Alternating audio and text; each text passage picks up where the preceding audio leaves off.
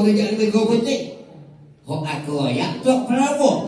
Hak aku ayak hak betul hak ngerti. Kalau betul kita mah tu ayam no kerajaan mereka penting. Kalau benar kita tak mengapalah biar anak no kerajaan mereka pergi berlawan dengan musuh dengan setengah madu selamat tinggal ayam no.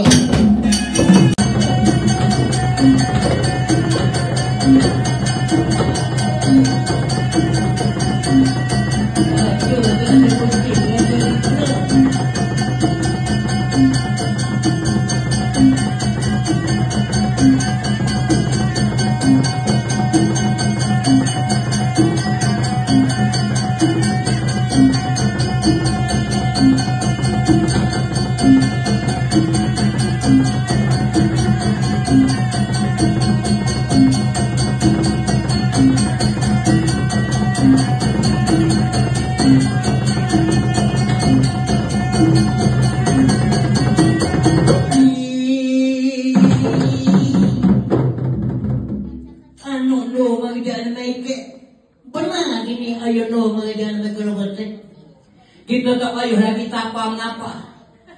Aku nak koyak kebun kalau mereka kena.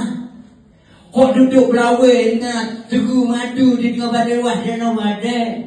Kalau tak gila tak salah aku. Tentulah Joko hak nama wajah. Gaya kepada raja kita.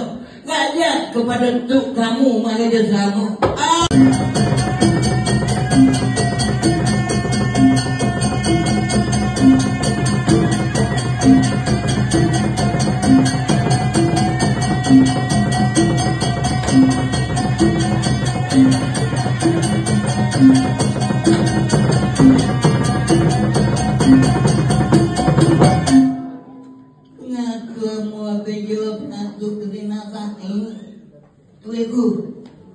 Ada agak nanti kita tak baik tu tak buta. Hari ni yang mana koyak mau berasa. Amo berlawan dengan raja tak ada putih raja dikira. Halo diri aku. Ya ampun aku. Tapi bego.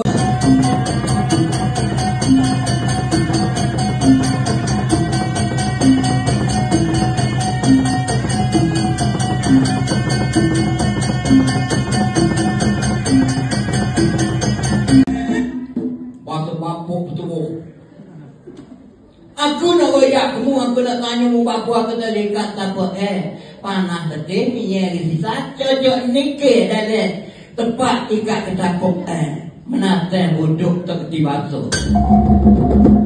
Kalau gitu tak payah lagi kita berlawan mu tahu aku ni bapakmu, aku pun kena aku pun tahu menganu aku makajaan mereka. Silalah kita cari pok aku, namu makajaan sama tukmu. Dia tinggal istana Lamodo. Tok kelik dari negeri Kuala Dua. Mari turut aku. Kita cari tok mu bagi nama kata sama bangga-bangga. Anak jelaka ini.